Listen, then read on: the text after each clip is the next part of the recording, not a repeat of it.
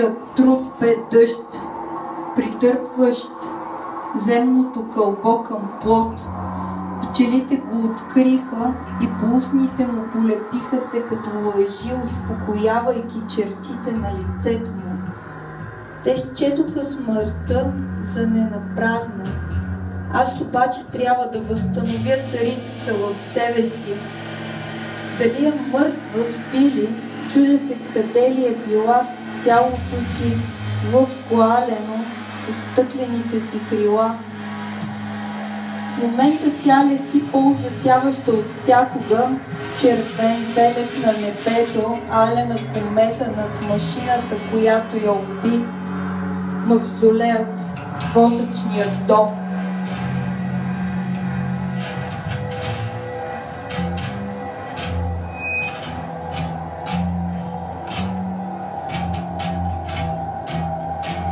Луната и Тиса. Това е светлината на разума, хладна, планетна. Дърветата на разума са черни, светлината е синя. Тревите натрупват нозете ми своите мъки, сякаш съм Бог. Будат ми пръстците, шептят ми за своята кротост, призрачни, димни, мъгливи таят из този кът, отделен от дома ми сред от надгробни камъни. Просто не виждам къде бих могла да отида. Луната не е врата. Тя е всъщност лице. Ставно бяло, ужасно тревожно. Тя влече като черно злодейство морето по тира си. Нямо разила кръгла уста в отчаяние. Тук живея. В неделя камбаните стряскват двукратно небето. Възкресение, утвърдено от 8 огромни езика. Накрая те откъсват имената си трезво.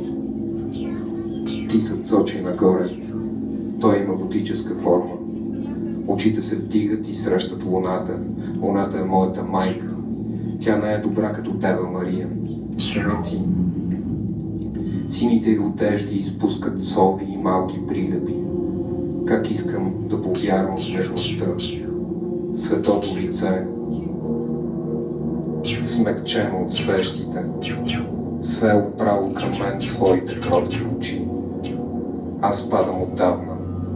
Разцъфват се облаци, сини, мистични, над древните звездни лица. В църквата всички светци са сини.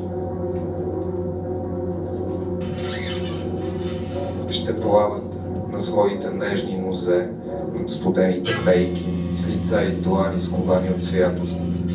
Луната не вижда това. Тя е дива, плешива, а тисът вещае единствено мрак и мълчание.